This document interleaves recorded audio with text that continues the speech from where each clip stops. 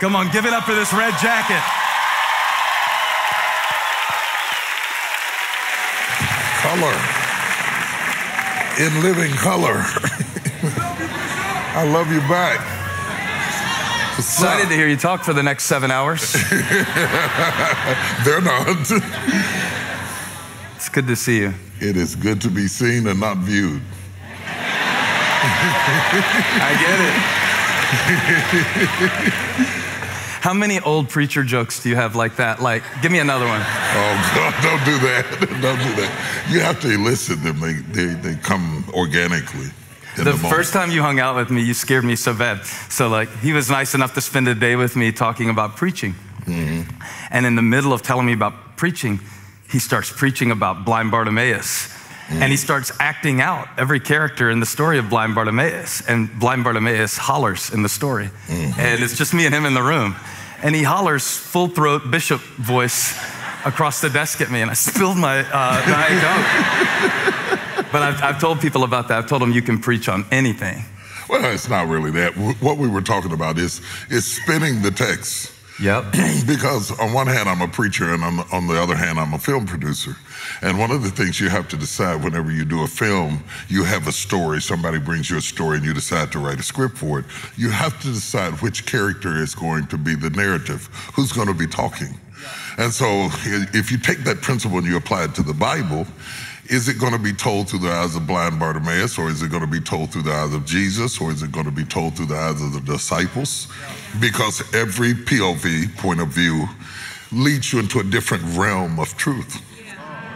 You see, it depends on whose perspective. It's like a husband and a wife live in the same house, have same address, eat the same food, but they're having two different experiences. And so the point of view determines the relativity of the truth, the power of the truth, the significance of the truth is all brought about by who's talking. You take the prodigal son. It's one thing to talk about it from the son's perspective. It's another thing to talk about it from the elder brother's perspective. It's yet a third thing to talk about it from the father's perspective. Okay, each perspective opens up a new ventricle of truth and feeling and perspective. And when you look at it in its totality, then you see the substratum of truth itself. All right, we've been going 5 minutes. You've already said ventricle and substratum, so let's slow it down.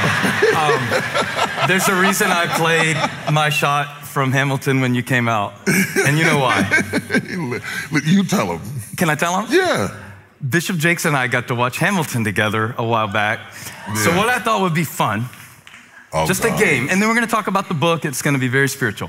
He warned me to brace myself for something he was going to surprise me with, so yeah. pray for me. And it's better than a dance-off. But what I would like to do is play a game where I give you a song title from Hamilton the musical, and you preach us a 1-minute sermon on that song title with a text. And how many of you would love to experience this? I thought you would. How y'all doing over there? This is gonna be the best night of your life. Starts right now. Starts with this. Okay. So the song that you came out to, My Shot. What's the text and what's the sermon? My shot. My shot is the young prophet who Elijah commissions to shoot the arrow. And depending upon how far he shoots it, it determines, what he could have had. And said, if you would have struck the ground more times, you could have gone further.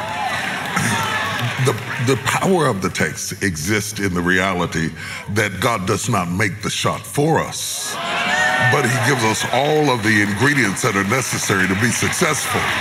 And so when it's my time to make my shot, you see, I can't wait on God to make the shot, but I have to have the will and the tenacity and the vision and the drive to pull all the way back far enough to take my shot. Touch your neighbor and say, it's my shot. If I shouted for you when you had your shot, shout for me when I had my shot. If I was glad for you when you had your shot.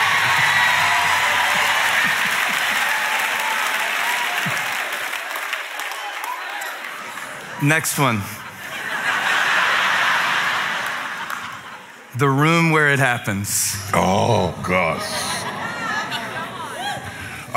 Thomas coming into the upper room after Christ is risen from the dead, and he comes into the room having missed the initial inaugural moment that Christ reappears to his disciples. Now he comes to the room. The power of being in the room will determine the destiny of his ministry and his life. He comes to a room that he enters into the door, but Christ comes through the door. Spirit enough to come through the door and man enough to eat fish inside the door.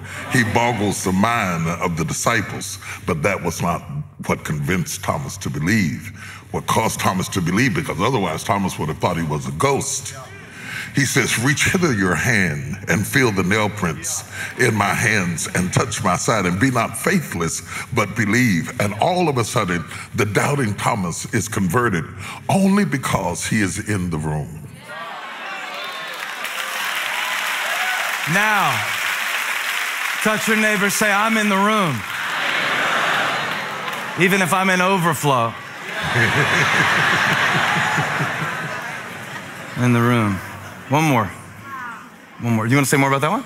No, I can. Because I was on a basic track. I was thinking like my shot is David and Goliath, but okay, yours is better. What else is new? Or we could go in the room where they are mourning over the corpse of a 12-year-old dead girl, and all of a sudden Jesus puts them all out of the room until nobody's in the room but her and Jesus, and they're alone. He raises her up from the dead because he has gone into the room with her, you know.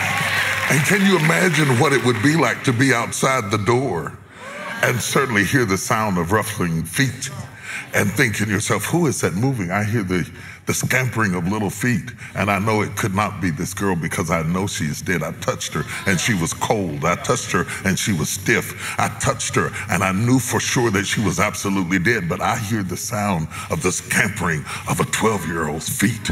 Because she was in the room with the right person, she got back up again. So, my conclusion is, if everybody forsakes me and everybody leaves my room, as long as Jesus is in the room, I can still get back up again. So to all of you out there who are weeping over who walked out the room, who left you, who forsook you, who did not stand there with you, as long as you've got Jesus in the room, you can still get back up again. I want to be in the room.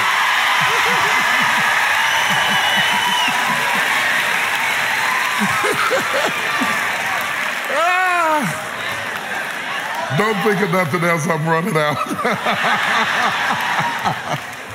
One more? Yeah, do it.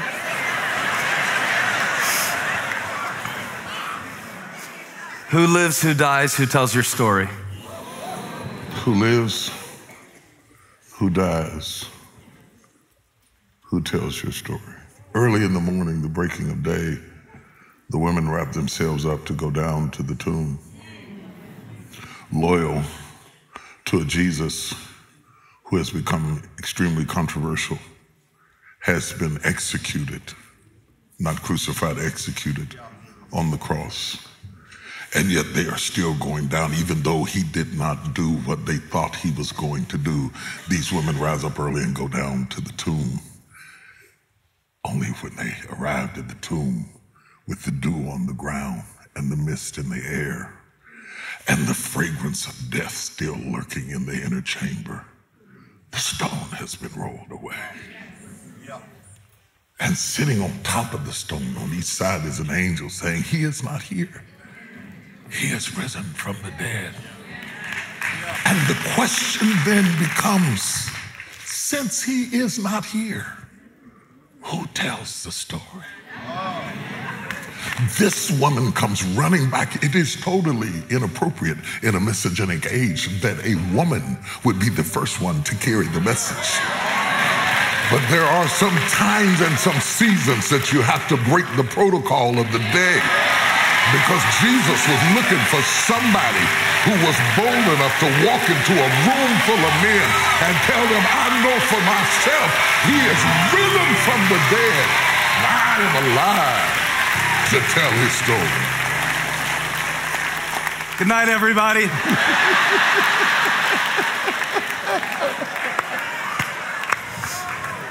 I thought that would be amazing. It was 100 times better than I ever imagined.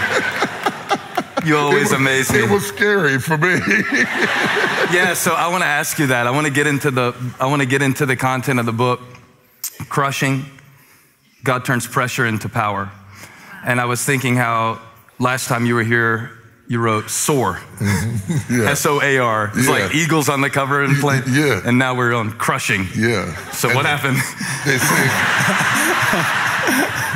one is not diabolically opposed to the other. For the eagle, soar is about flying, but for the eaglet, soar is about falling.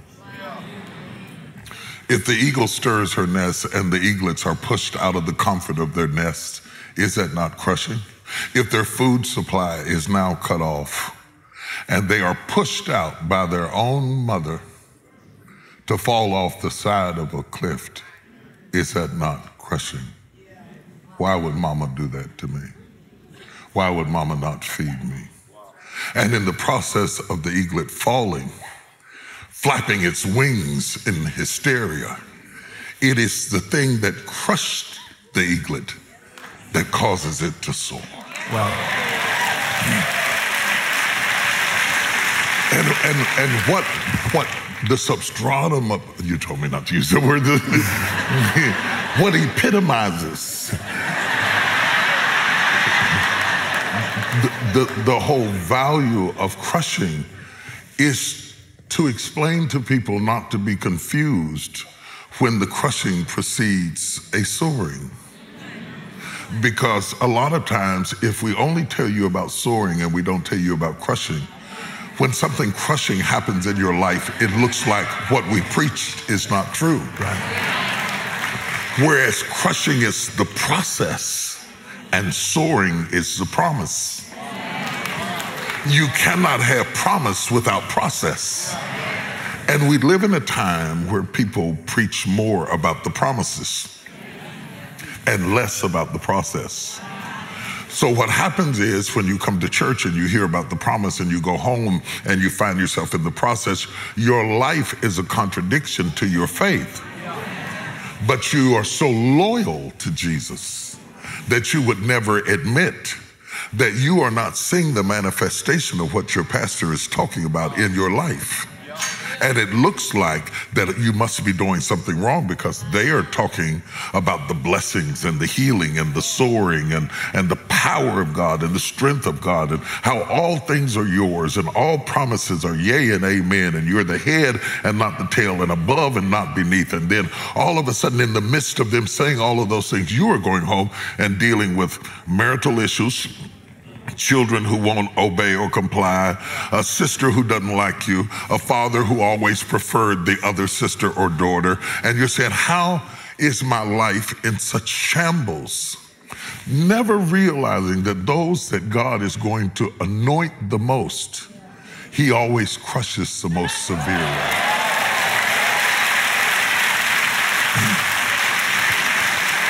When we were talking about the arrows a moment ago, and we were talking about striking the ground, and we were talking about the bow and arrow, you must realize the further the arrow is going to be shot, the more it must be pulled back.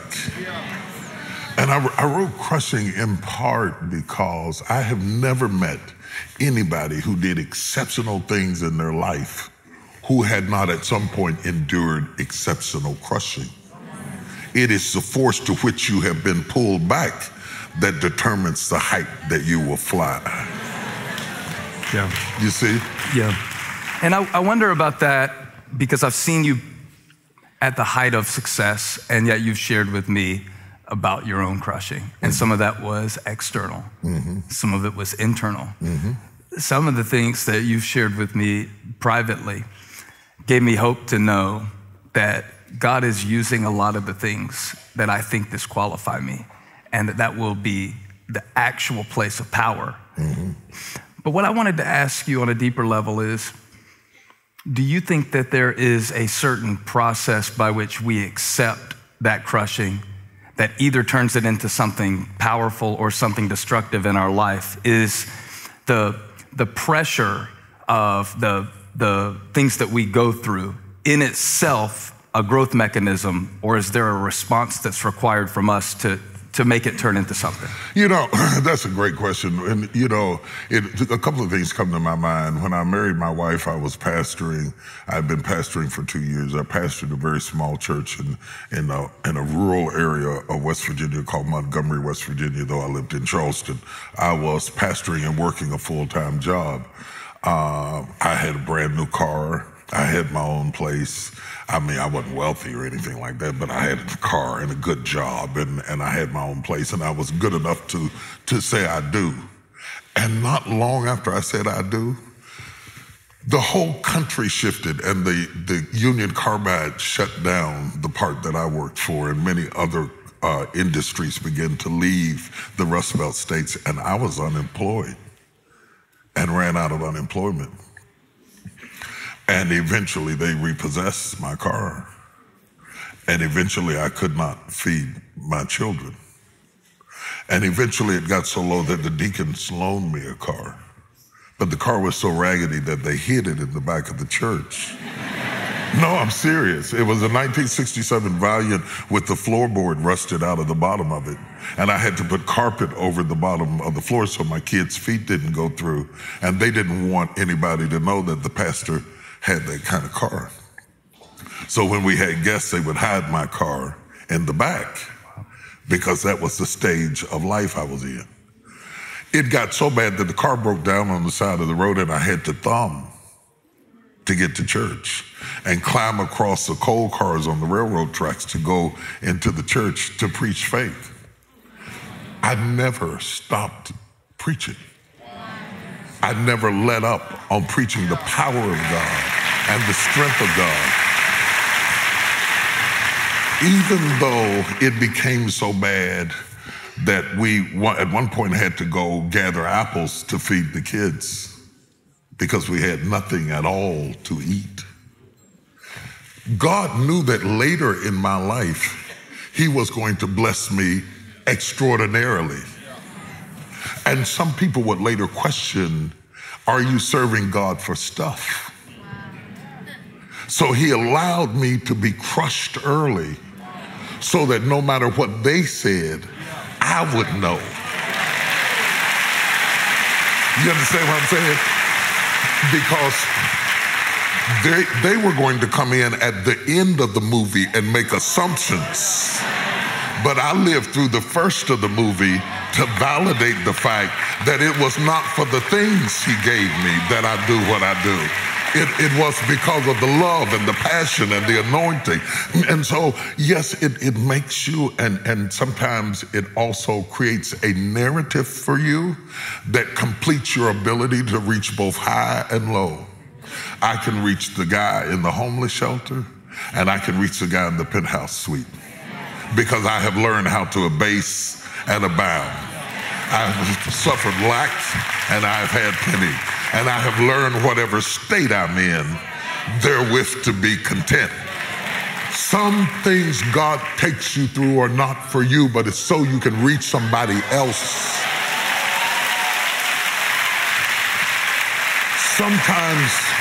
Sometimes he crushes you because he's going to bless you so much he does not want you to get arrogant like your predecessors. And so he humbles you. Anytime he's going to exalt you, he humbles you. You take the 2 fish and the 5 loaves of bread. When they brought it to Jesus, they brought it to Jesus to multiply it. And the first thing he did was crush it. He took it and he blessed it and he broke it. As he broke it, he started crushing the fish and the bread. And the more he crushed it, the more it multiplied. The more he crushed it, the more it multiplied. The more he crushed it, the more it multiplied. And all of a sudden you find yourself in a state of multiplication. And somebody comes in and says, look at all of that fish. But you know that when you first came into his hands, you were not enough. It was his crushing that made you more than enough. So sometimes it's intrinsic, and sometimes it is so that you are relevant for other people. I want to give you one more quick example. Look at Aaron. You can give me one more not quick example. Okay. Look at Moses goes up on the mountaintop to get the 10 Commandments from God. Simultaneously, he also has the experience of getting the plans for the tabernacle. And there he is, God designs the garments. Now, you know, sometimes we'll have a name brand, something, but to be designed by God. Aaron's robes were designed by the Almighty God. And God says, of all the people that have escaped the trauma of Egypt, there is one guy that I will allow to come into the holies of holies and not die. And that guy is going to be able to access my presence and represent the children of Israel. The guy he is talking about has been left in charge at the bottom of the mountain. And so while God is designing what will be blue and what will be purple and what will be crimson, this guy has got the whole camp stripped naked, dancing naked around a golden calf. In the process, when Moses comes down off the mountain, he is so shocked. He drops the 10 Commandments because the one that God has promoted has fallen into an abyss so low that it seems like there's a disconnect between what happened up here and what happened down there. But it is really the wisdom of God. Because had God allowed anybody else to be the high priest, when people got ready to come and share their sins, he might be arrogant. But because God had so crushed him, he was humble enough that no matter what your sin was, he would remember his own. And that humility would make him able to connect with you and be kin both to the problem and kin to the answer. This is a shadow of Christ who became sin for us, that we might be the righteousness of God. He is in all points without sin, but tempted like as we are, so that we can come to him and he can be touched by the feeling of our infirmity. He became it so he could deliver us from it. Aaron is the shadow, Christ is the reality.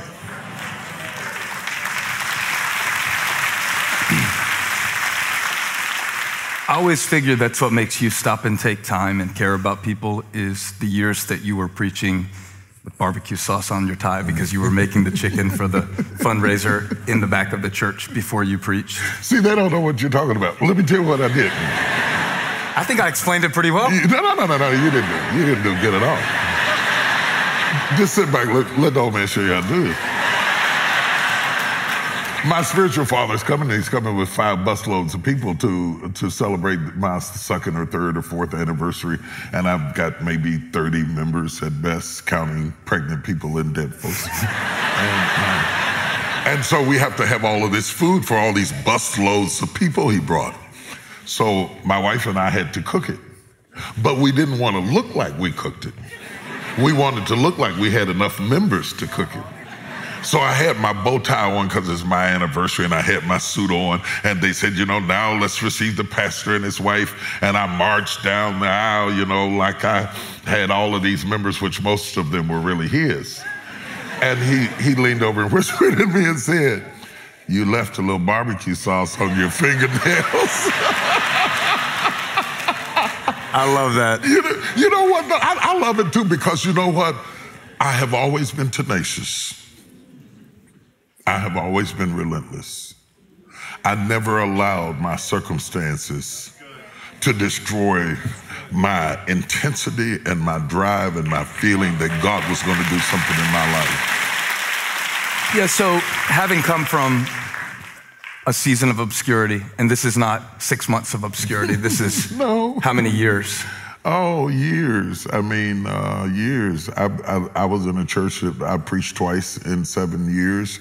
My job was to clean out the baptism pool and to shampoo the rugs 3 times a year, and on a Saturday I would do that.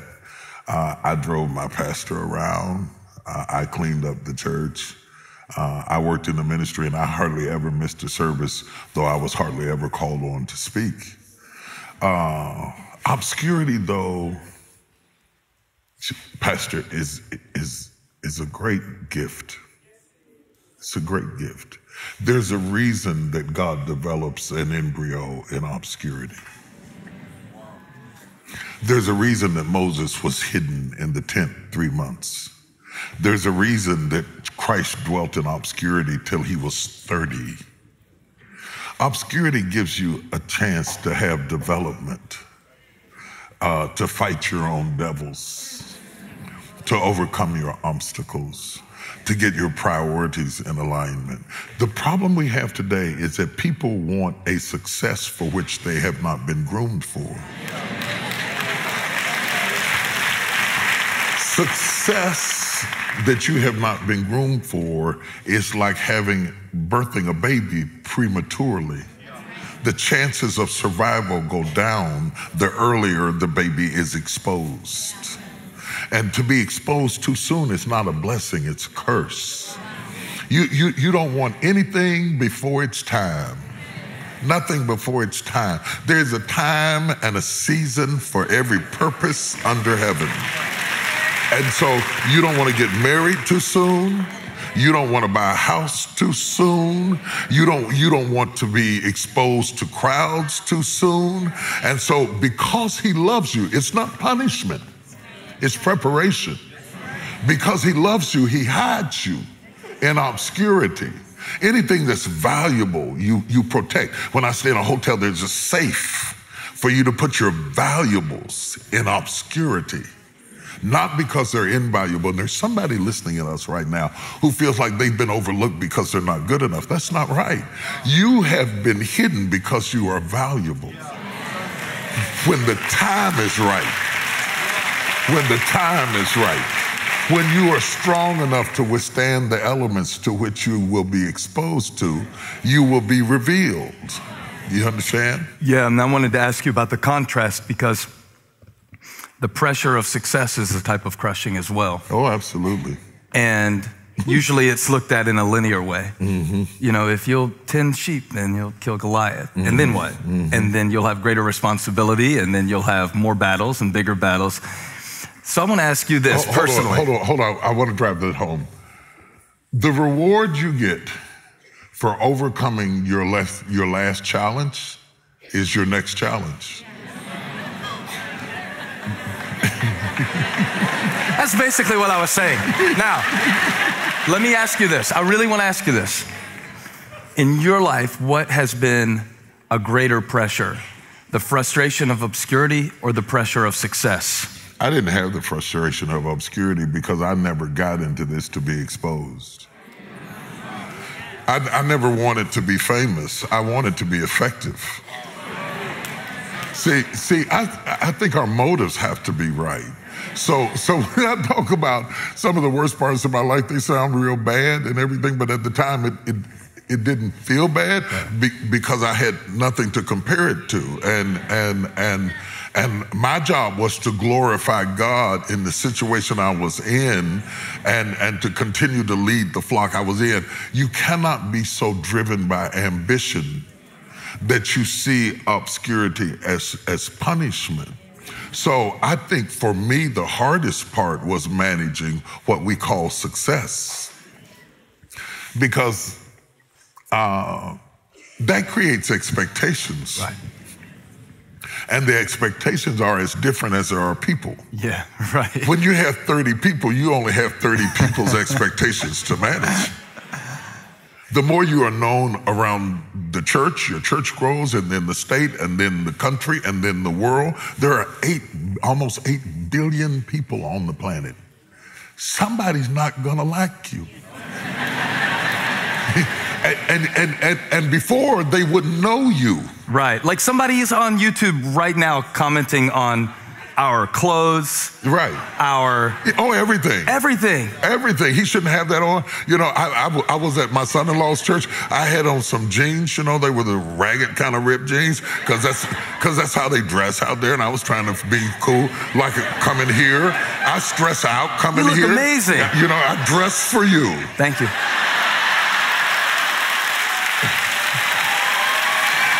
I put great thought into this outfit. I am geared for suits and ties. I have all kinds of suits and ties. And then I come to you and I panic and I think, oh God, I have to be casual. What am I going to wear? And I start acting like a girl and sending pictures to people. Do you think I should wear this?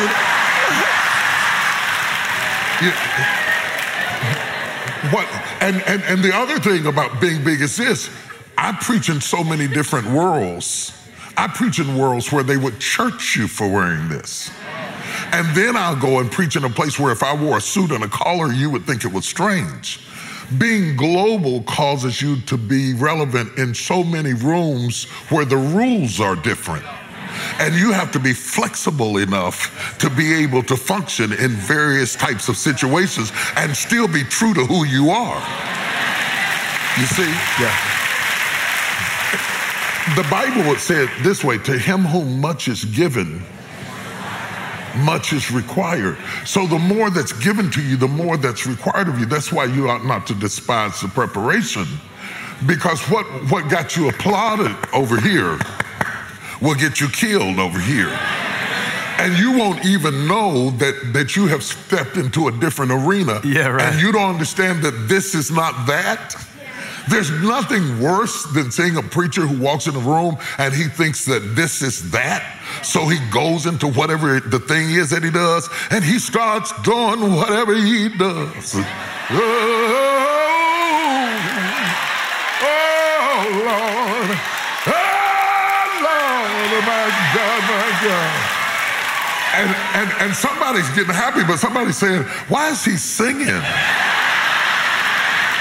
Why is he singing? So your normal is somebody else's weird. And the more God promotes you, the more ambidextrous you have to be able to serve the body of Christ, because the body is vast. And God forbid that you get an opportunity, because I don't just want to serve the body of Christ. I also want to be relevant in affecting the culture. Because I don't just want to preach where the amens run free. I want to go into the wild, into the jungle, and capture and ride a lion's back and pull him by the mane and pull him and say, sit down. You know, snatch him by his hair and say, what's my name? Yeah. I don't want to go. Yeah, I know you're shocked. You'll be okay. Breathe in, breathe out. You brought me. We're going to have fun. We're going to have fun. Most of the preachers today only preach to Christians. At the time I came up, we would pitch a tent in the roughest part of town. I mean, I preached in a tent in the Bronx where people were throwing needles down on the altar. They were coming in and throwing crack cocaine down on the altar. There were thugs, there were people in there with guns and knives, and I was happy. I was happy because I was young and I was wild, and I was preaching, get away from that gate, about the lame man at the gate called Beautiful. And I was preaching, get away from that gate, where there wasn't a big amen section like this. Today, people always want to go into an environment that is friendly fire. But the Bible said, go into all the world and preach the gospel to every living creature. Black creatures, white creatures, brown creatures, intellectual creatures, illiterate creatures. When I first got to Dallas, I knew that my ideology had to change. When I first got to Dallas, I threw a party for the homeless people, rented out the Civic Center, and brought all of these clothes and food and stuff. That was how I opened up my church. And so we had all of these homeless people in there. And when I was leaving, this man looked at me with tears in his eyes. Ooh, it's hard for me to tell it. And he said, I love you, Mr. Bishop. And I drove away in the car, and I thought, he doesn't even know what a bishop he is. And immediately I knew, either you're going to reach the world or you're going to honor your traditions. You have to go beyond your traditions in order to be effective. And if you're going to do that, that pliability, what psychologists would call AQ, your adaptability quotient, your ability to adapt to environment, comes from being crushed. It comes from I was going to say the women would relate to that, but the women today don't do this. So the older women might remember when we kneaded bread dough. The younger women don't know what I'm talking about because they get the bread already made at the grocery store. But when you go home and ask your grandmother, if I'm right about this, that if you're going to make biscuits from scratch, you have to knead the dough. And the more you crush it, the more pliable it becomes. And ultimately the bread will rise because you pressed it. And if you're going to be adaptable enough to fit into the future God has designed for you, then it is the crushings that prepares you not to be more loyal to your traditions than you are your calling. Not to look down your nose at somebody who is into what you just left.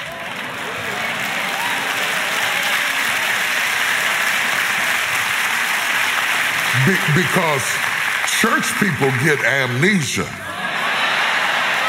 Okay, church people get amnesia quick. They turn up their nose. Oh my God, the smell of smoke. Oh my God. And it was just 3 years ago. You were sucking on one like it was a straw, you know. And now, they said a profane word. Come on, Henry, let's leave. No, don't leave. Let's stay. Let's stay. Jesus, what made Jesus so radical? The religious people hated Jesus. What made him so radical is that Jesus went to the wine bibbers and he went in the street and he touched people who were hurting and they loved him. They loved him. Jesus that was so relevant that he looked no different than the people around him. He looked so ordinary to his environment that the Roman soldiers had to hire somebody to point him out. So Jesus wasn't into standing out, he was into fitting in. Okay? Because in order for him to redeem us according to the law, you had to be a kinsman redeemer. Okay? So in order to be a kinsman redeemer, he has to be kin to the thing he wants to redeem. And what makes a minister effective and not condescending is when you're reaching for that soul. This is the truth. When you're reaching for that soul, the most effective ministers are the ones who see a little bit of themselves in the people coming down the aisle. Yeah, because if you're not kin to them, you won't care about them and you won't labor with them and you won't work with them and you'll just walk out and wave and go about your business. But when you are kin to them, you are moved with compassion because you know that could have been you. That used to be you, and sometimes it's still you. Because you don't live in victory every day. See, but the pressure of fitting into a religious environment can tempt you to hypocrisy. Because we become more concerned about being accepted by the people we worship with than we are about being used by God. So going into environments that intimidate you excites you. Oh, yeah. You like it. Oh, yeah. You're a glutton for punishment. Yeah, yes. What intimidates you? Oh. Anything that's foreign. A lot of times I'm speaking in environments that are not faith-based at all. Sometimes I have to be able to deliver truth in a veil. Sometimes I have to put it in a film subtly to make it palatable enough that they don't turn, but potent enough that it captures something on the inside. And so that can be intimidating. I like to be in a room full of smart people. I like to hear people preach who make me feel stupid. It's such a turnover. It really is. It is. It is. I love it the best when the guy preaches so good that I feel like just throwing my Bible up in there and saying, I quit. Because you just described me every Monday listening to you. Get out of here. And I want to ask you about, this is going to sound so silly how I say it, but I wrote down PMS. And it's early to be going there, but I put it from the perspective of, a lot of times on Saturday, I'm texting you frantically, like, hey, I've got people showing up and they need to hear from God. And I don't know if I have yet, I hope so. And you're kind to me. And then there's coming down after preaching a message, but it's so much more than preachers in here. I thought it would be helpful to talk about not just pre-message syndrome, post-message syndrome from a preaching standpoint, but I want you to describe, your pressure management system. Because, all right, I love the book. It's about how fruitfulness is not the end. That the gardener, the vine dresser, crushes the grapes to make wine. That process of pressure, if it's not managed correctly, it can paralyze you. It can actually it can shut you down. And you've transcended so many limitations and broken barriers and stood up with your hands shaking and done things. Oh, yes. And I want to know how you do it because, I need to know, parents need to know, business owners need to know. How do you manage the pressure without the pressure beginning to overwhelm you and consume you? If the pressure overwhelmed me and consumed me, then the pressure would have aborted my destiny. And I refuse to allow how I feel to abort what I'm called to. You touched on so many things that are so important. First of all, I don't want to leave them with the feeling of you being uncertain of your message. He's never uncertain of his message. He's uncertain of himself. And the reason he's uncertain of himself is because everybody in this room can see everybody in this room, but they can never see themselves. And so your pastor can see everything, but he can't see himself. So when you can't, that's why you have a mirror, because you can't see yourself. I can see everybody. I see all of you, all the way up in the back. Hi. But yeah, how you doing? How you doing? I see you. Got that yellow shirt on, your arms folded. I see you up there. But yeah, I'm talking about you. Yeah, I saw you. Yeah, chocolate man in yellow shirt. I got you. The problem in life, when you are truly gifted, you can't see it. When you are truly gifted, it is your normal. And so the frustration is you're trying to manifest your gift, and you are manifesting your gift, but you don't know that that is your gift because your gift is your normal. People who can sing aren't trying to sing, they just can. People who can write aren't trying to write, they just can. And so when they write things, they think, oh my God, that's not good. Oh my God, it's not good. Oh my God, it's not good. Because you can't see yourself. So sometimes the more gifted you are, the more vulnerable you are, and the more affirmation you need from your inner circle. Because I can walk off a stage and feel like strangling myself with a belt. Because that was very graphic. Good. That's my ministry, is to give you pictures. So the reason I think about strangling myself with the belt is because you should hear the guy that's preaching in me.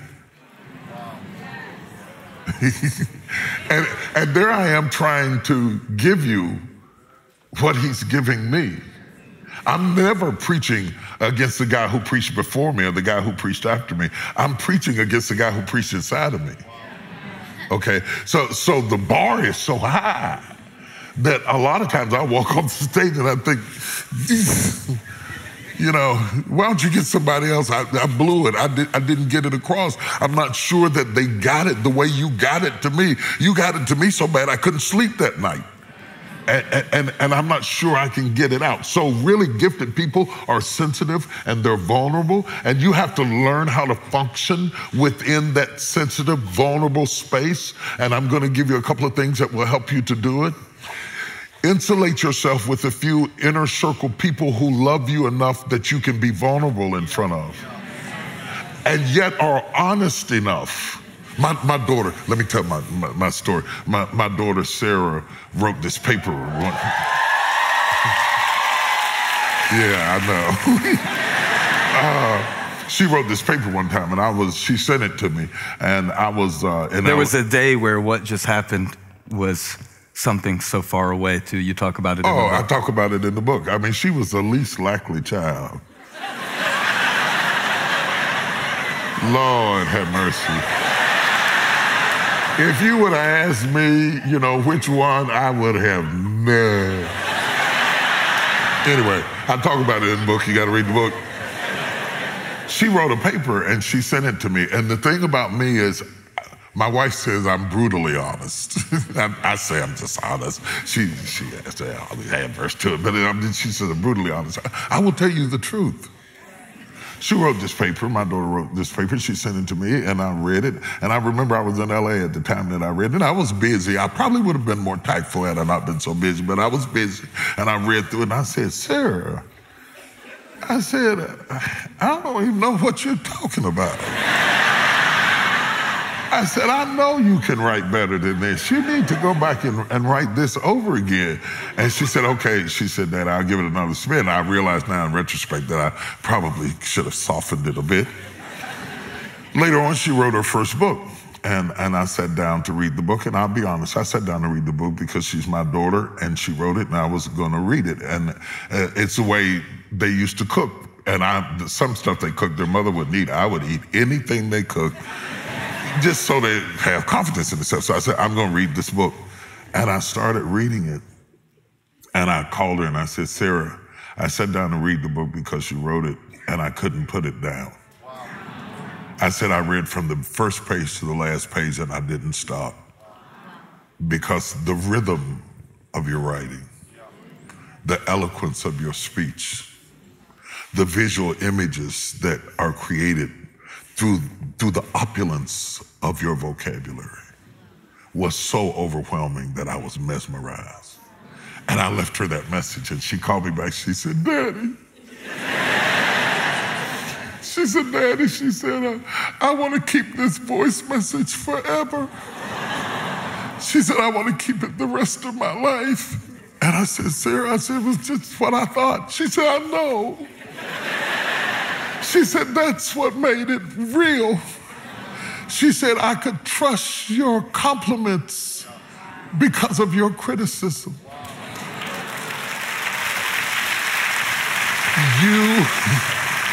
You need somebody who's not just going to say it because they like you or say it because they love you. You want to get the absolute truth from them. An inner circle of people who will tell you like it TI is so that you can trust them that when they say it's good, because the reason you have to trust them, it's like a blind man with a seeing-eye dog. You got to trust the dog because the dog can see. You can't see yourself.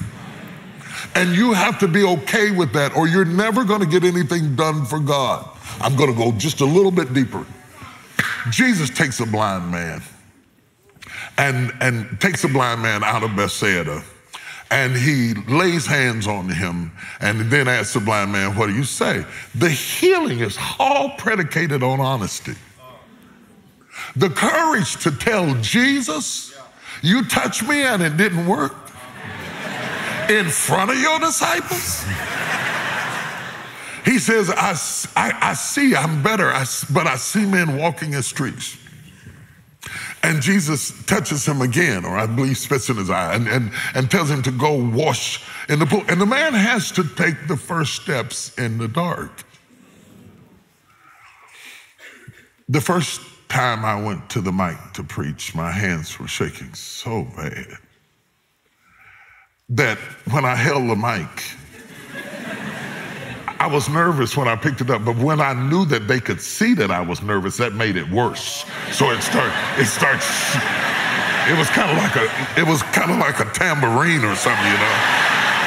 So the next time I had them adjust the height of the mic. I didn't quit preaching. I had them adjust the height of the mic and put my hands behind my back so they couldn't see my hands. And I preached the first 5 or 10 minutes with my hands behind my back until enough anointing came, because when the anointing comes, the fear goes. And then I took the mic and started preaching. You cannot let your fear hold you back from your destiny. You have to feel the fear and do it anyway. Do it broke, do it scared, do it nervous, do it trembling, do it on your knees, do it with help, do it on crutches, do it in a wheelchair, because you don't want to end up in a nursing home sitting on a bedpan wondering what would have happened if you'd only had more courage. You don't want to end up in an old folks home and your dying thought is, I wish I had her. Because the one thing that you will never get is more time. So you don't have time to allow your fear to incarcerate you when you have the key. Reach around there, unlock the door, and step into your destiny. Mm-hmm. Don't you feel like a lot of stuff gets thrown around at a cliche level like this? Like I was thinking about this reading the book. You have this great section on pruning. Mm-hmm. And feel free to preach on John 15 at any point during this question if you want. But I was thinking how sometimes Christians use language to cover up lifestyles. Mm-hmm. So, I really wanted to ask you this tonight. Do we sometimes use pruning as an excuse for our bad decisions? Mm-hmm. In other words, everybody walked away from me, God is pruning me. They walked away from you because you're mean. And you're self-centered and your breath smells bad, or whatever. But that is pruning too. That some people only learn through those kinds of chastenings. Because anytime you won't hear God's warning, he will chasten you. Mm-hmm. And whom the Lord loveth, he chastens. And you're right, they're not leaving because God is pruning you, but they're leaving because of your behavior, but your behavior is making them leave, which is still a pruning, because it comes down to how many will you have to lose for you to change. Okay, I want to go into that, Bishop. So is there a difference between being crushed by the hand of God versus suffering the consequences of your own decisions? I think that sometimes God uses his hand and sometimes he uses yours. Yeah, sometimes he uses yours, but see, you cannot get God's people out of God's hand. Whether they are dysfunctional, whether they're emotionally dwarfed, they are still God's people. Whether they make bad decisions or stupid decisions or terrible mistakes, you cannot get them out of God's hand. The souls that are in the Father's hands, no man can pluck them out. Some of them are smart souls, some of them are proud souls, some of them are arrogant souls, some of them are prejudiced souls, but they are in God's hands, and God will keep working with them and reshaping them and breaking them and making them again and breaking them again until they become what he had in mind.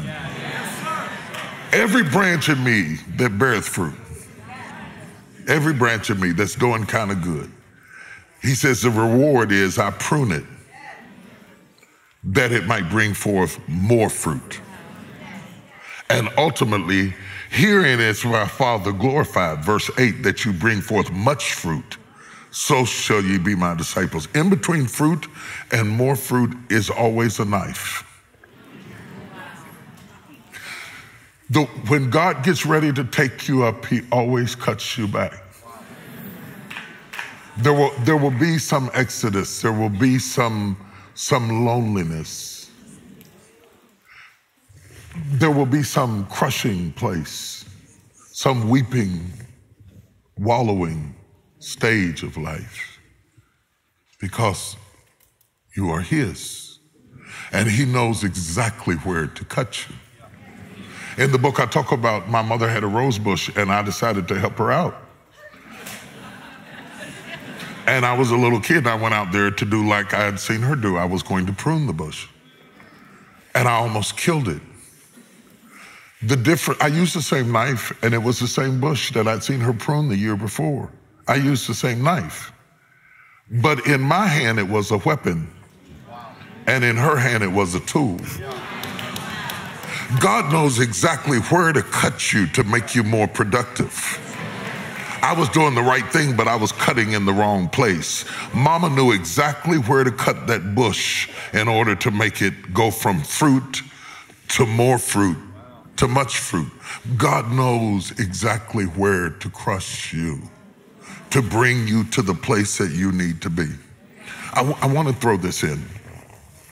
What started this journey, I was getting ready to preach at Lakewood, and I was sitting outside, and all of a sudden I got a download, and it's hard for me to explain what a download is. I mean, all the technical people know what it is as it relates to technology, but that's kind of what we finally got to in technology. The Holy Spirit was always there because the Holy Spirit has always downloaded. Knowledge from the divine comes in waves. It doesn't come in reason. Right. Behold is a download. They missed that. That was so good. It was, but you got it? Yeah, they'll get it when they watch it back. Preach it Sunday, it'll be all right. The word revelation is the Greek word apocalypse. It means to unveil, behold. It is a download. All of a sudden you know something that you didn't know, and it comes in a fullness, and God started giving me this download. Oh my God. It was not a normal one. It was a big one. It was too big to be a sermon. I was writing all over legal pads, trying to keep up with it and trying to get it all together, because all of a sudden I began to realize that when Jesus held up the cup in the Last Supper, that there was, and he says the New Testament is in my blood, that what was in the cup had synergy with the one who held it. Wow. The grape, you see, is one of the few fruits that is raised to be crushed. And Christ was born to die. And as he held the cup, the cup was a reflection of him, except that the cup had already been raised and crushed and resurrected in its eternal form, and Christ was about to be. And he says, take and do this in remembrance of me. I was born to die. You're about to see me be crushed. But understand that as he crushes me like this cup, he is transforming me from grapes to wine. And I wrote this because there are so many people listening at us right now who are being crushed, some in obvious ways, some in childhood ways. There are people in here who have been raped. There's people in here who have been molested. There's people in here who have been abused verbally, emotionally, mentally, raised without parents, never been loved, never been treated right, and they have been crushed. There are people who are being crushed right now in situations that don't work, in circumstances that are overwhelming. Sometimes the pressure is visible and you can see the assailant. But other times it's invisible. It's an emotional, it's a mental, it's a turmoil, it's an internal conflict that crushes you, and you suffer in invisible ways, like a child that's been whipped and sent to school, but they wore clothes to hide the scars. And there you are walking amongst people and nobody can see that you're scarred beneath it all. That's what crushing is. And there are people in this room right now who have or will or are enduring crushing moments, and they are saying, where is God? And he's under the clothes with you. He's in the pain with you. He's in the situation with you. He's in the turmoil with you. Nobody else is as brutally honest as God about crushing. It's right up front. The whole emblem of Christianity is a cross. Duh. It's not a crown. He comes right out front and tells you, if any man will be my disciple, pick up his cross and follow me. Come on, let's die. When you went, I talk about this in the book, I talk about the tabernacle, and the tabernacle stands out in the middle of the wilderness, and the flapping of the goat skins the badger skins out in the middle of the wilderness. The white flapping of the skins is an indication that God wanted to meet with man, Oel Moed in Hebrew, the tent of meetings. And you must come in at the door, and the door stands out starkly different from the walls around it with its blue and its crimson and its purple. It's blue for the grace of God. It's crimson for the redemptive power of God. It's purple for the majesty of God. The door stands out because it's a picture of Jesus that says, I am the door. The moment you walk through the door, the very first thing you see is a brazen altar, a dying place. No couches, no chairs, no furniture, no candles, no scents and fragrances, no aromas, no aromatherapy. The very thing you smell is the stench of burning flesh and the dripping of blood into a pan beneath it, because God puts the pain up front. He never hides or disguises the fact that the moment you walk into the door, you have to pay something for promotion. You have to go through process to get a promise. You have to go through crushings in order to have a crown. He puts it right up front. He doesn't give you the laver. He doesn't, you know how they come along and they give you the little towels on the plane and all that little scented stuff before you do anything. No. You will wash later. You will burn first. You will writhe and groan. And let me prove to you, the apostle proves to us in the New Testament, I beseech you therefore, brethren, by the mercies of God, that ye present your body a living sacrifice, holy and acceptable unto God. A living sacrifice is something that is put on the altar alive, squirming, tied to something that doesn't work, tied to something that doesn't move, tied to a marriage that doesn't work, tied to a job that doesn't work, tied to a city where you're not respected, tied to a situation where you're squirming. And God uses squirming situations to crucify the flesh, and it's all up front. And if you can make it past the first piece of furniture, then he'll wash away the stain of the blood off of your hands and take you on into an area that smells better.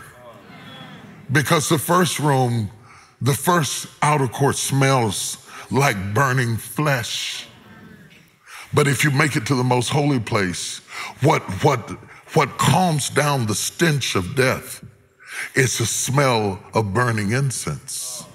The prayers and praises of the saints drive back the smell of death and what it costs you to be who you are. It costs you to make it. Now, you didn't come through that door to smell death. You came to that door to have an encounter with God, but you have to walk through the whole process and then get to the veil and get past the veil into the holies of holies. You have gone from daylight, natural light that everybody sees, to candlelight, which is revelatory light, the light of God's word, to Shekinah glory, which is divine light. Every step you go from transition to transition. It smells different, it looks different, it feels different.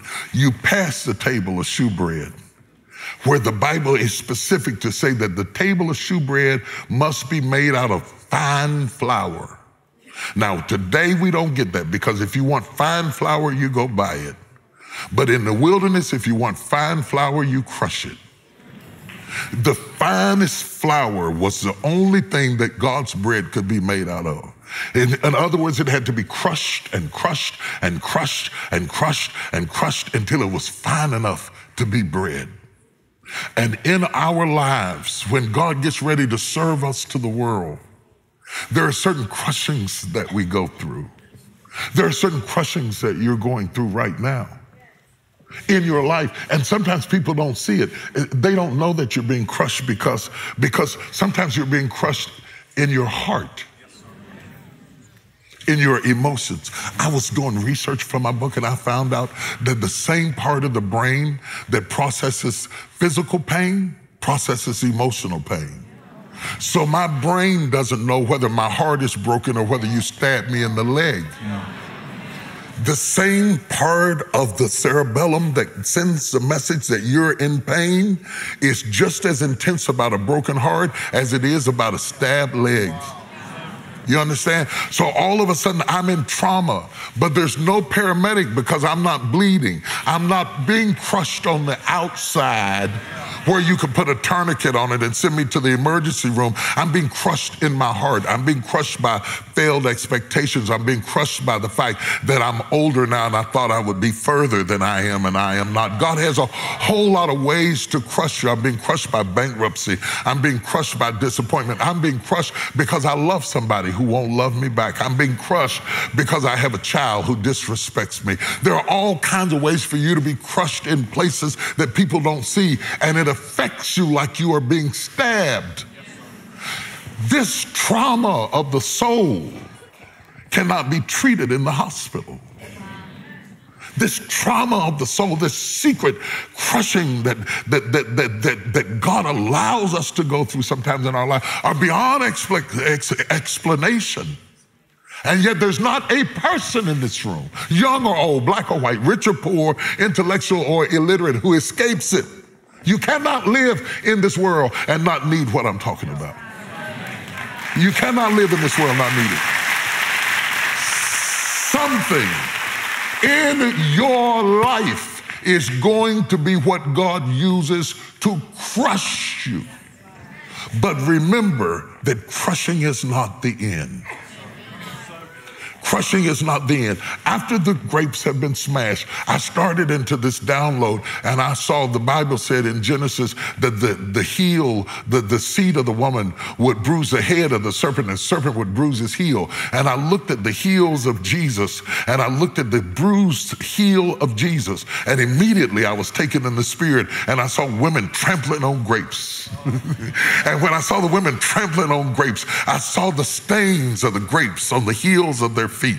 And all of a sudden the Holy Ghost began to connect the blood and the redemptive power of Jesus Christ with the crushing of the grape. And when I looked at Jesus holding the cup, I knew that he was in the cup, and yet he was holding the cup. And immediately I sensed in my spirit, God said, I want you to go tell my people that crushing is a stage, it's not a destination.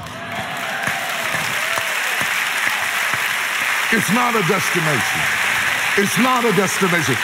Do not, I gotta get this out because this is important. Some people take on a pathology of pain, and they make the crushing their address, and they live in what should have been a stage. And no matter what you do, you cannot pull them out of it because pain becomes their normal. They will provoke you till you fight them. They will push you away till you reject them because it is the thing that they are most familiar with, and they don't understand that they self-sabotage their success. You're not fighting a demon. You're not fighting the devil. You are fighting the fact that you have become so accustomed to pain that it is your place of residency. And I challenge you today to shatter your way out, to break your way out. If you can't get out the door, come out the window. I challenge you today. I challenge you to be happy, even if being happy feels funny. I challenge you to have joy even if it feels like it's phony. Even if it's not you, if it's not your personality, it's not going to be you at first. What do you mean? How do you do that? Because when you are used to being miserable, you will provoke everything around you until you are miserable. You are self-sabotaging because you made what should have been a process, you have made it permanent. And now it's you doing it. It's not God doing it. It's you doing it to yourself. And God is steadily trying to rescue you out of the pit, Joseph, but you won't grab the rope because you have become so comfortable in the pit that even when God sends the Midianites to pull you out of the pit, you choose to stay in the pit because you like it down here. I like it down here. Ain't nobody bothering me down here. I just like to be by myself. I want to be alone. I'm just that kind of person. I'm there. No, you're not. It is not good for man to be alone. Your Creator said you were not designed to be alone. You have allowed the process to become permanent. So when you break out, Stephen, you feel strange. You feel like an immigrant. You feel like a foreigner. You feel like you're in a strange situation and you want to retreat back to the familiar because even though it's toxic, it's become your normal. And so when you start getting into these other atmospheres, you can't wait to get back to the familiarity of this self-inflicted torture that you put on yourself. And anybody who says you preach nice or you look nice or you did that good, you don't believe them because believing them would free you. You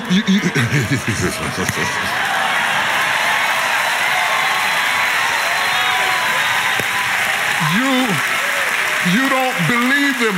If you believe them, it would free you. Jesus said, you shall know the truth, and the truth shall make you free. That means if I was the devil, all I have to do to keep you bound is keep you from knowing it. You can be beautiful, just don't know it. You can be wonderful, just don't know it. You can be effective, just don't know it. You can be smart, just don't know it. And so the enemy keeps you blind to what you have because you're not used to light. The hardest thing in the world is to go from dark rooms into bright light. And so all of a sudden you say, ooh, that's too much. And so when God does want to emancipate you, you have a tendency to go back into the crushing place because it is your familiar place. But in order for you to find your strength, you have to not only go into the crushing, you must come out of it. You cannot make wine under feet. It has to come from the crushing stage to get to the wine stage. It has to survive. I talk about the fermenting stage and all of that in the book. It has to go through these different stages ultimately to become wine. And grapes are at their best when they are wine. Grapes are at their best when they are wine. They are strongest when they are wine. They are more effective when they are wine. They can affect the consumer when they are wine. They infiltrate the blood system when they are wine. Sound like you got some experience. They don't have to go through digestion when they are wine. You understand what I'm talking about?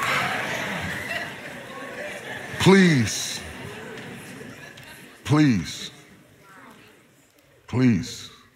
I feel in my spirit God breaking through some deeply personal things in this room. Some things that we don't get on Sunday morning and that we don't talk about and that we don't expose people to, some pathologies, some ways in which you process yourself that keeps you underfoot. And I wrote Crushing to tell you, yes, you go through it and I go through it and we go through it and we all go through it. And I've never met anybody extremely gifted who has not gone through extreme crushing, but none of them stayed there. And I believe that many of you, your time has come to come out from underfoot, even if the foot is your own. And to finish the process of becoming what God had in mind. Jesus says, Father, now glorify me with the glory that I had with you before the foundations of the world. Take me back to what you had in mind. Now, the cross is the transportation. It is not the destination. Wow. First thing my grandmother taught me, I was walking through the house, I was a little boy, I'll never forget it. I had bought a crucifix somewhere and it's still, a crucifix has Christ on the cross. And she said, no, baby, she said, don't wear that, he's not there anymore. He's not there anymore. It's important that the cross be empty to remind you that he did not get stuck in a stage. Amazing. Touch somebody and say, I'm not there anymore. Not there anymore. Some people need you to be there because they have built a system around your pain. And they have created jobs around your dysfunction, and they don't want you to get well. Because if you got well, they're afraid that they might not be important to you. And sometimes it's not in their interest for you to recover. I'm going on and on. Let me shut up. I should write a book or something. I should write a book.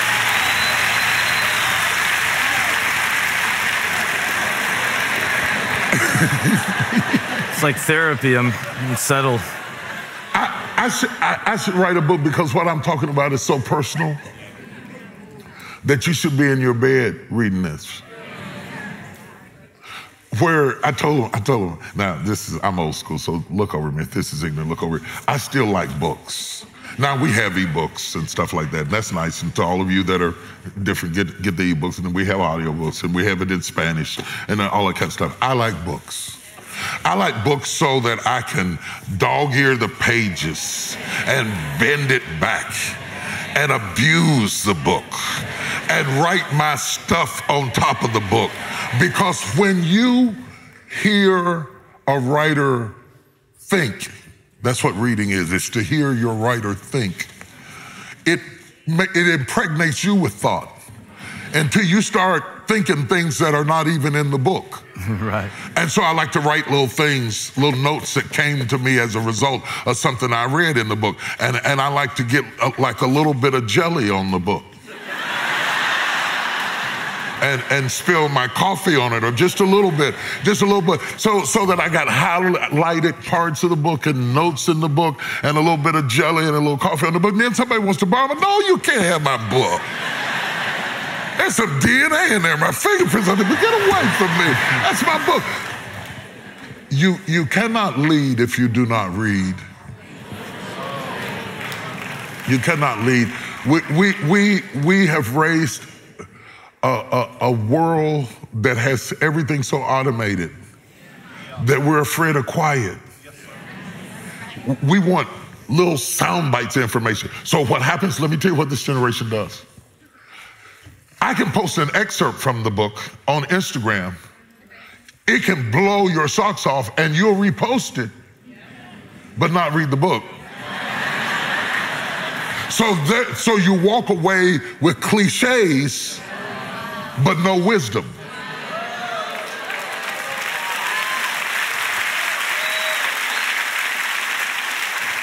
So when the enemy tries you and finds out that there's nothing beneath you but something that you reposted, but you really don't understand and you really haven't delved down into, and he starts attacking you on the level that you spoke on, you're not able to stand up against it because you don't have the roots.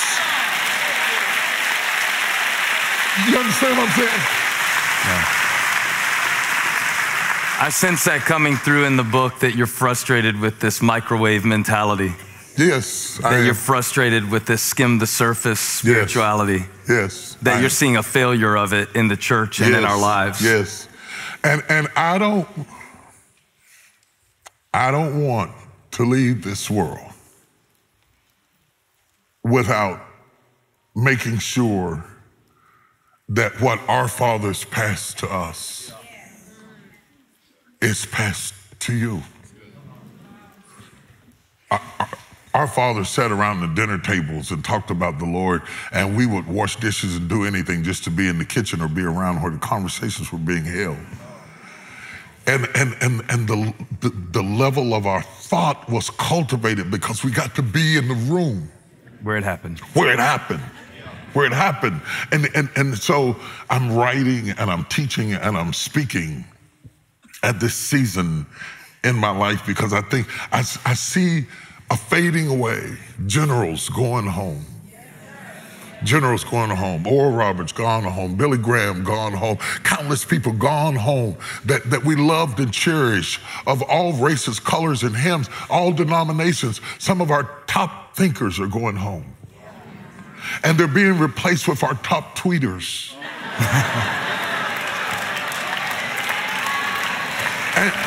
and so we're now bragging because it's trending. My God, it's trending. You know, it's trending. It's trending. And what I want is to get the word in a place that can't be hacked. Thy word have I hid in my heart, so that what I'm talking about is so deep it has to get in you to heal you. It can't just be something cute you put on so you get more followers. I don't want to do that with you. I didn't come up here so you get more followers. I want you to get this down in you so that when you have one of those bad nights like I've had, where you're curled up in a corner and you really secretly want to die, that you have enough inside of you to pull you up off of the floor and get you back up on your feet again.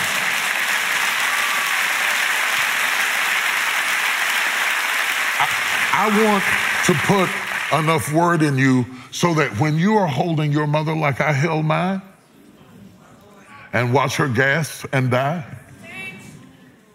and feel her body get cold in your arms and rock her till she's stiff, that you'll have something inside of you that will not break, that will not fade away, that will not fall apart, that will make you able to stand even if the person you love walks out on you, that you cry, but you don't die.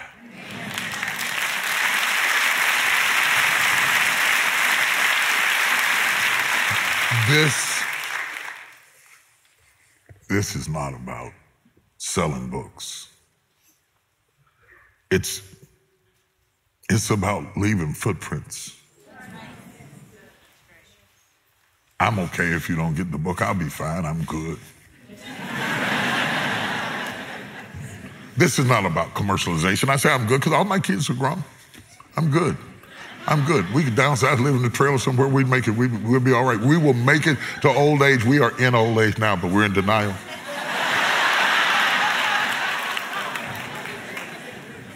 I want to leave footprints behind. My son is in this room right now. I want to say something that outlives me. I want to say something that catches him when I'm dead. I want to say something that becomes fuel for the next 200 years that lives on in your mouth and the mouths of your children.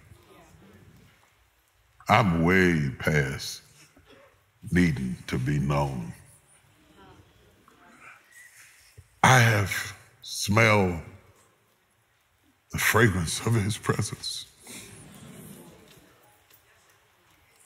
As unworthy as I am. And I have this need to tell you that he's more than amazing. That he's greater than religion. And he's better than your dogma and your creed and your doctrines and your theology. That sometimes he's the only thing in an unstable world that keeps you from falling absolutely apart.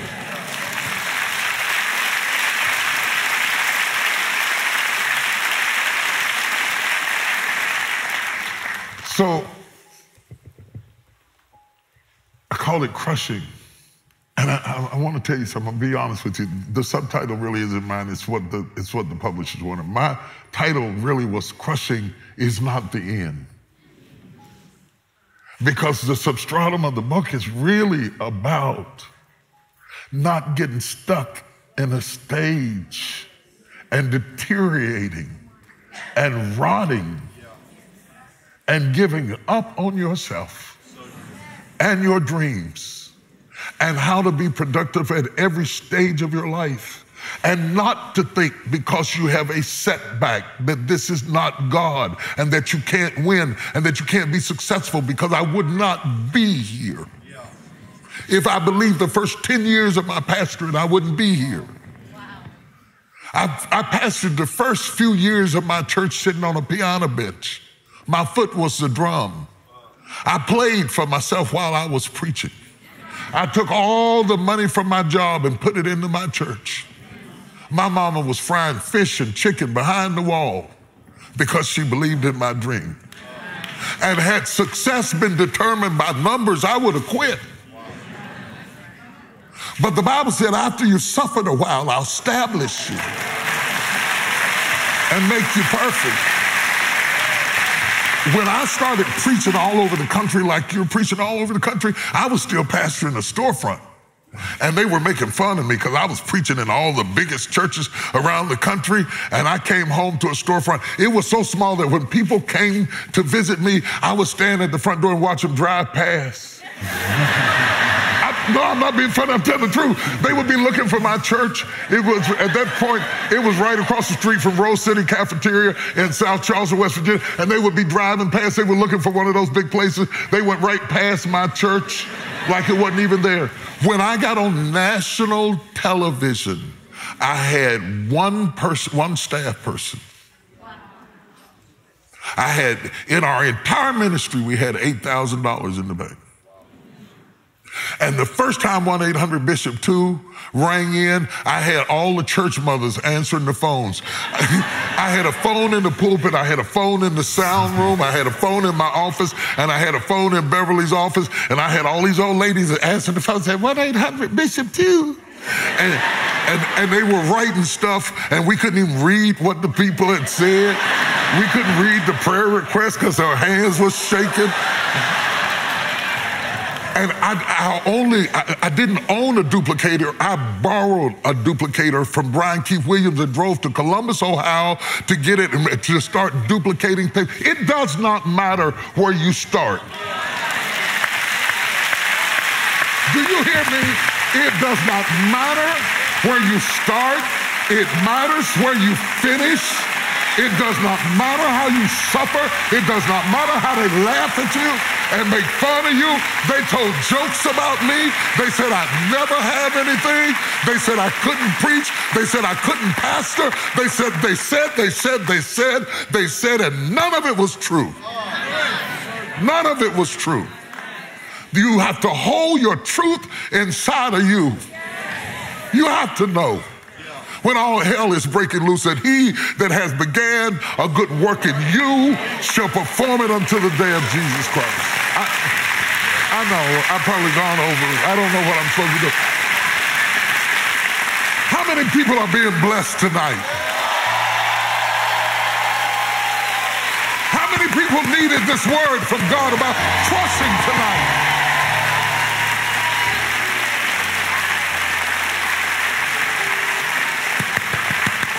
Everybody in here who's been through something crushing, just trust somebody and tell them it crushed me, it crushed me.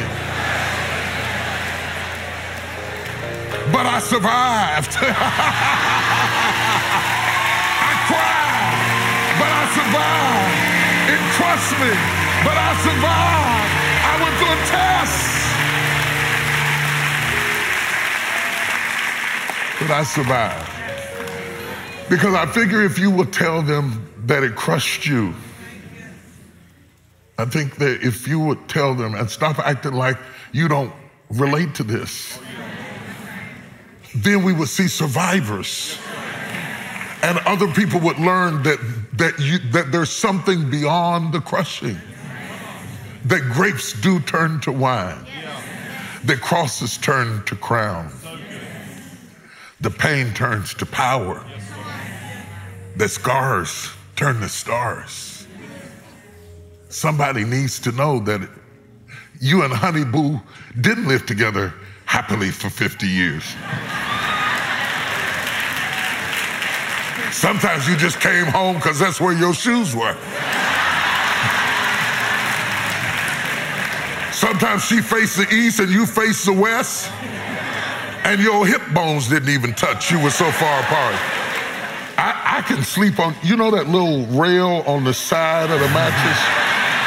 I can get my whole big body, the entirety of my 280 plus pounds can lay right on that edge all night long and not fall off the edge. Yes, it can. Yes, it can. We got people that get married, and if everything isn't wonderful, in 9 months, they're out. They've been in 12 churches.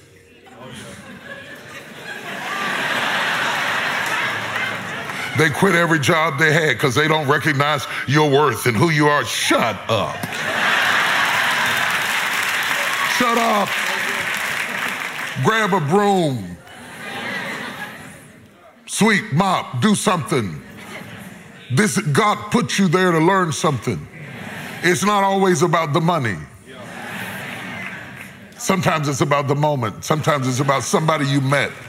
Sometimes it's somebody God sent you there to influence. Everything is not about you.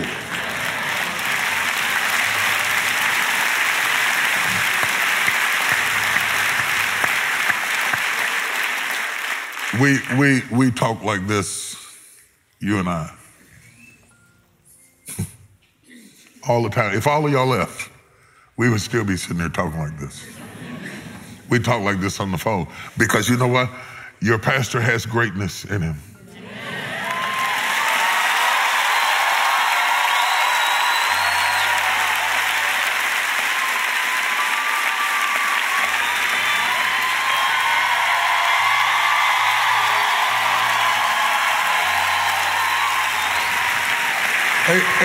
And you know what greatness needs? Greatness always needs a friend.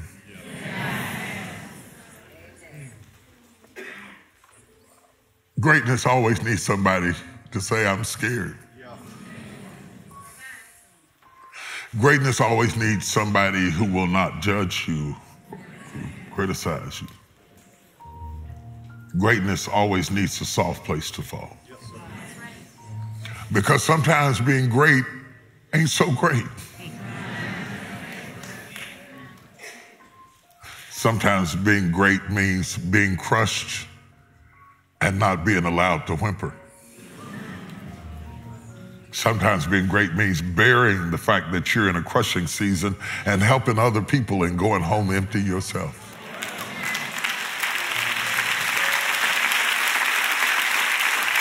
Sometimes being great means giving all of your courage to people until they go home encouraged and you get in your car discouraged and sit up to 2 or 3 o'clock in the morning trying to get yourself to sleep. So before you become jealous of anybody you see on any stage, I don't even have to be preaching hip hop, rap, I don't care what it is, poetry, drama, art, science, math, technology, I don't care what platform it may be. They didn't get there because they were cute. They got there because they were crushed.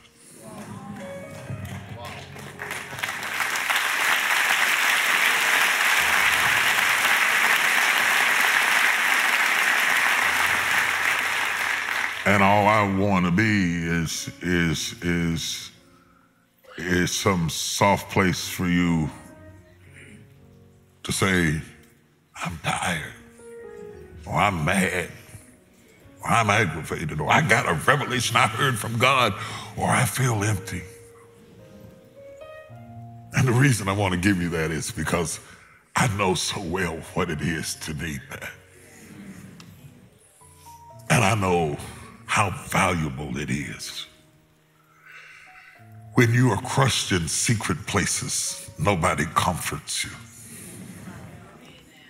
When you are Superman, nobody knows you're Clark Kent. And for every heroic mama, grandmama, big mama, daddy, big brother, uncle, single parent in this room, you know what I'm talking about. You know that mama's not always as happy as the kids think she is. You know that it's not always as easy to be daddy as it looks like it is. You know what it is to have to be consistent while you are being crushed. It is to you that I write. It is to you that I breathe. It is you that gave me calling all of these years. I'm called to you. I always have been. I always have been. I probably always will be.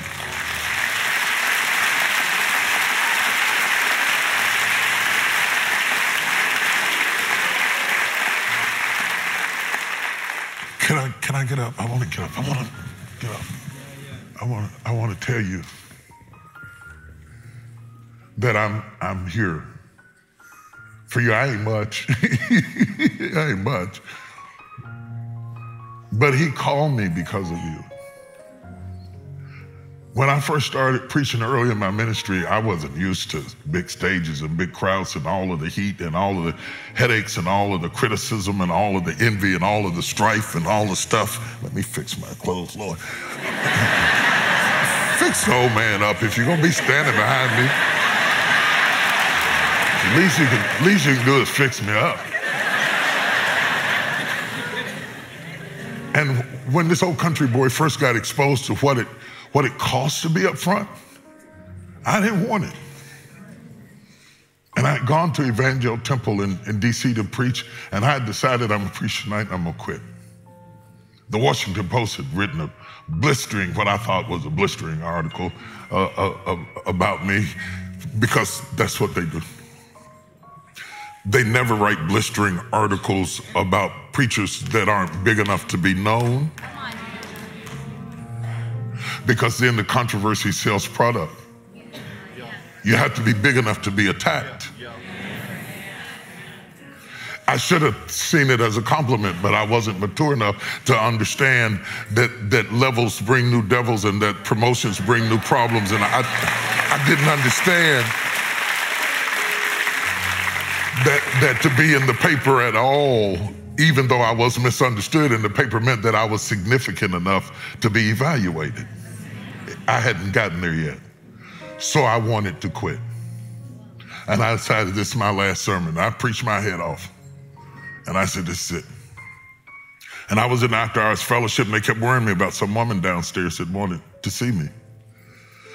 And I said, well, if she's there when I come down, because I was tired, I wasn't going down there. That was my way of getting out. I said, if she's there when I come down, I'll talk to her. Well, I finally came downstairs. This woman was standing there. She was tiny and frail and shaking. And she said, I came all the way here to see you. She said, I just got out of the hospital. I checked myself out. She said, I was carrying a dead baby in my womb, and the baby was rotting inside of me, and I've never been so sick in all of my life. And she said, the only thing that kept me alive was hearing you preach. And she said, if you didn't keep preaching, I would have died. And she said, the Lord spoke to me and told me to get up out of the hospital and go find you. And to tell you, it's not for them that you preach. It's for us.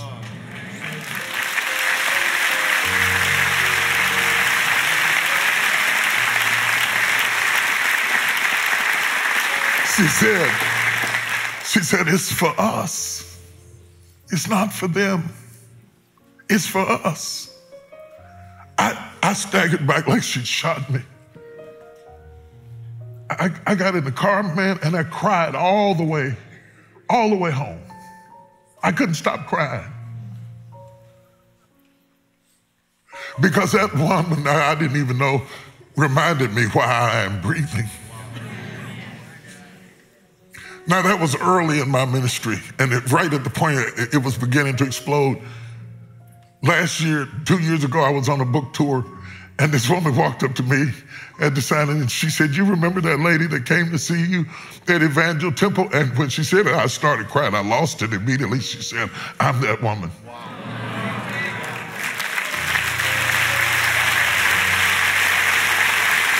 And I told her, I said, I prayed. I didn't know her name or nothing. I prayed that I would see her again. To tell her thank you, because when I was being crushed, she reminded me of why I breathe.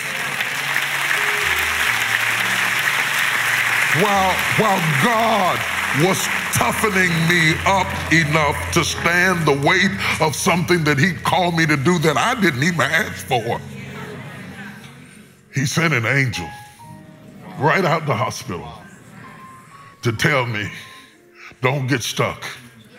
in the crushing, that when this is over, you shall come forth as pure gold.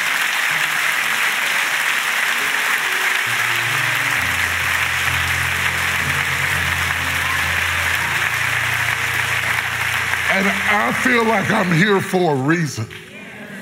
I don't care whether you get a book or not. I'm here for a reason. I wrote the book for a reason. I'm standing here for a reason. Because I think that I'm supposed to give to you what was given to me. That if you are in or have been in your crushing place, don't you die here.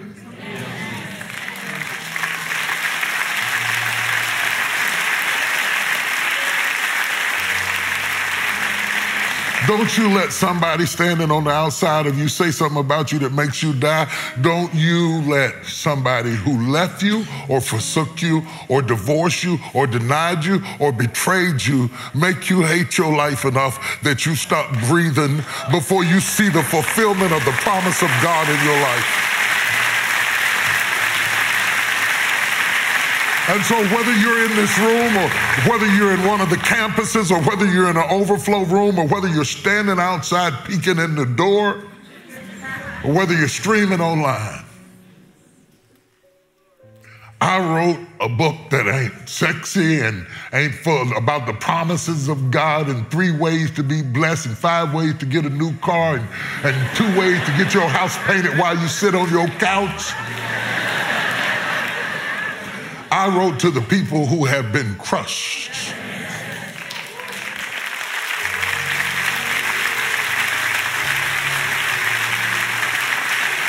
I want to do something.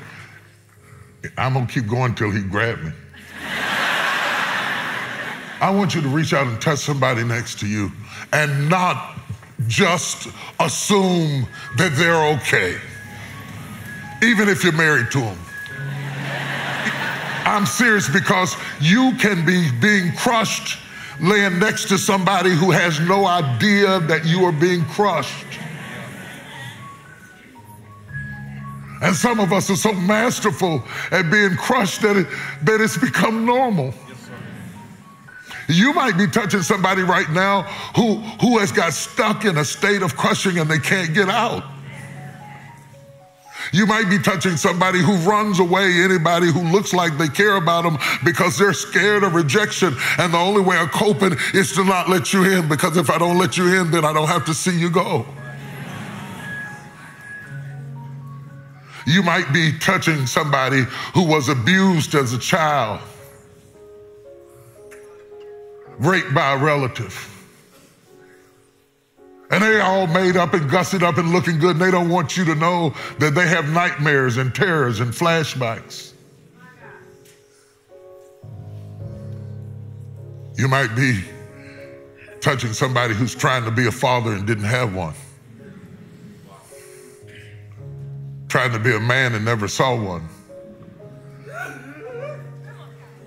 You might be touching somebody who's trying to find love and live with a man, but they've never lived with a man before, and they don't understand men. And they're married to a man, but they talk to him like he's a woman because they never had a father, and men are a mystery.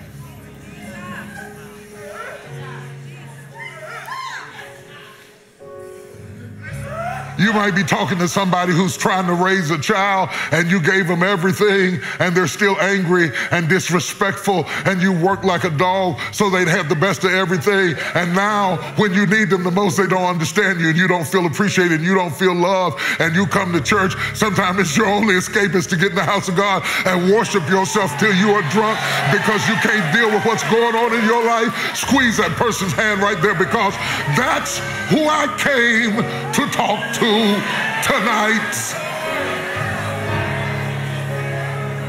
And we come in all colors, and we come in all races, and we come in all genders and all ages, because the one thing about pain, it ain't never prejudice. It'll get everybody, it'll get anybody, it'll get any gender, any race, any orientation. Pain will come anywhere. So squeeze their hand and let them know that they are not alone.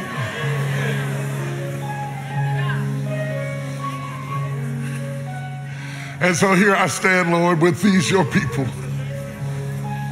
These are your grapes. Clusters and clusters and clusters of grapes that at some point, at some time or another, they have gone through something. Maybe going through something right now. But oh God, I know you're the winemaker. Woo! Glory to God. I know you are the winemaker. I know you're not finished with them. I know you're not through with them. I know it ain't over yet. I know it's not over yet. And I pray, God, that you give them a faith injection. In this little bit of time, I tried to impart just a fragment of what you gave me. I pray, Lord, not only would they get the things that I wrote in the book, but I pray, God, that you would say stuff to them that I didn't know to write. That you would talk to them about the specific tool you used in their life to crush them. And go beyond that and show them the triumphant plan that you have to raise them up above where they have ever been before. I pray, God, that revival would break out. Not so much in the country, not so much even in the church. I'm not praying that revival would break out in Elevation. I pray revival would break out in your chest. I pray that revival would break out in your spirit and in your mind and in your being and in your soul. I pray that worship service would break out in your car, that you go home worshiping God so strong that you'd have to sit in the parking lot for a while to get yourself together because the glory of the Lord has set all over you and the power of God has overshadowed you.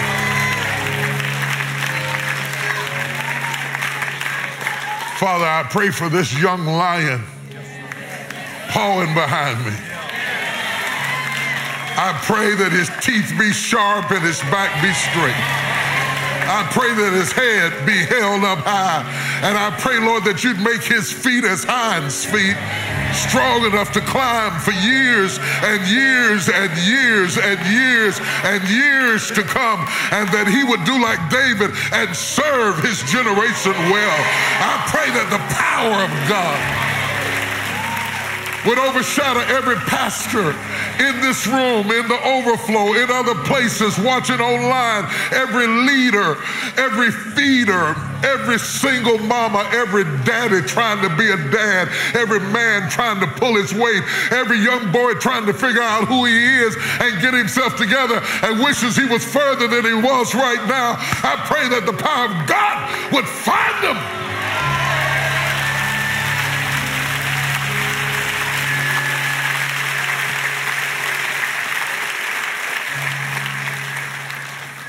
Thank you for the opportunity to be used in this small way to speak to these your children. In Jesus' name, amen.